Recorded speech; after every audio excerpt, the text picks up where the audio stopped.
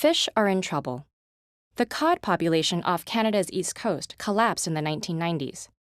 Intense recreational and commercial fishing has decimated Goliath grouper populations in South Florida. And most populations of tuna have plummeted by over 50%, with the southern Atlantic bluefin on the verge of extinction. Those are just a couple of many examples. Overfishing is happening all over the world. How did this happen? When some people think of fishing, they imagine relaxing in a boat and patiently reeling in the day's catch. But modern industrial fishing, the kind that stocks our grocery shelves, looks more like warfare. In fact, the technologies they employ were developed for war. Radar, sonar, helicopters, and spotter planes are all used to guide factory ships towards dwindling schools of fish. Long lines with hundreds of hooks or huge nets round up massive amounts of fish, along with other species like seabirds, turtles, and dolphins. And fish are hauled up onto giant boats, complete with onboard flash freezing and processing facilities. All of these technologies have enabled us to catch fish at greater depths and farther out at sea than ever before. And as the distance and depth of fishing have expanded, so has the variety of species we target.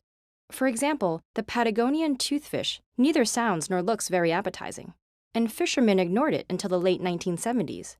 Then it was rebranded and marketed to chefs in the US as Chilean sea bass, despite the animal actually being a type of cod.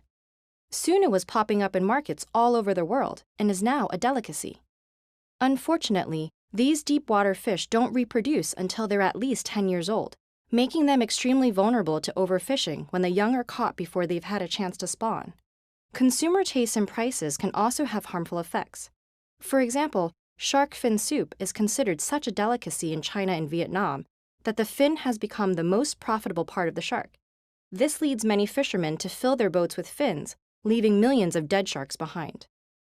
The problems aren't unique to toothfish and sharks. Almost 31% of the world's fish populations are overfished, and another 58% are fished at the maximum sustainable level. Wild fish simply can't reproduce as fast as 7 billion people can eat them. Fishing also has impacts on broader ecosystems. Wild shrimp are typically caught by dragging nets the size of a football field along the ocean bottom, disrupting or destroying seafloor habitats. The catch is often as little as 5% shrimp. The rest is bycatch, unwanted animals that are thrown back dead. And coastal shrimp farming isn't much better.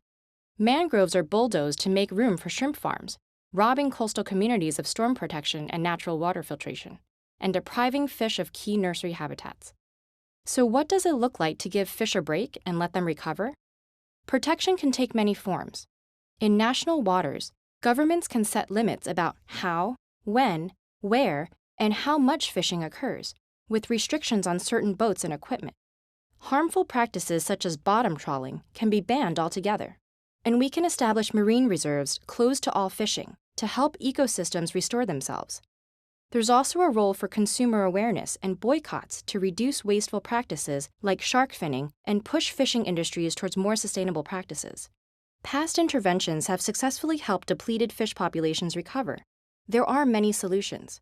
The best approach for each fishery must be considered based on science, respect for the local communities that rely on the ocean, and for fish as wild animals. And then the rules must be enforced. International collaboration is often needed too, because fish don't care about our borders. We need to end overfishing.